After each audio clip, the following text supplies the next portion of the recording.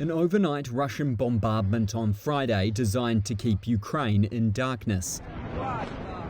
Over 150 missiles and drones were fired by Russia in the largest attack on Ukrainian energy infrastructure of the war to date, leaving 1.2 million without electricity, Kyiv says.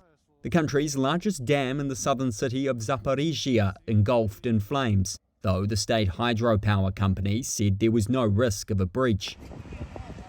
Homes were also hit in the area, with Zaporizhzhia's local governor telling Ukrainian television there were a number of casualties. This local resident and her child managed to escape.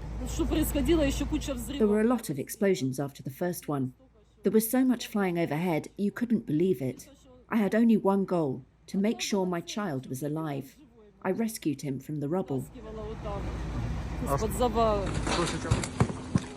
The Ukrainian Air Force said the attacks were concentrated in the regions of Kyiv, Dnipropetrovsk and Zaporizhzhia. Russia's defense ministry said the strikes were part of a series of revenge attacks aimed at punishing Kyiv for its earlier incursions into Russian territory, and that they had taken control of the village of Mern in Zaporizhzhia. The strikes were a return to former tactics. Moscow regularly bombed the power grid in the first winter of the invasion. President Volodymyr Zelensky, who has been urging the West to supply more air defences, condemned the attack and said there was work underway to repair power supply in 9 regions. National operator UKR Energo said the grid was receiving urgent assistance from Poland, Romania and Slovakia.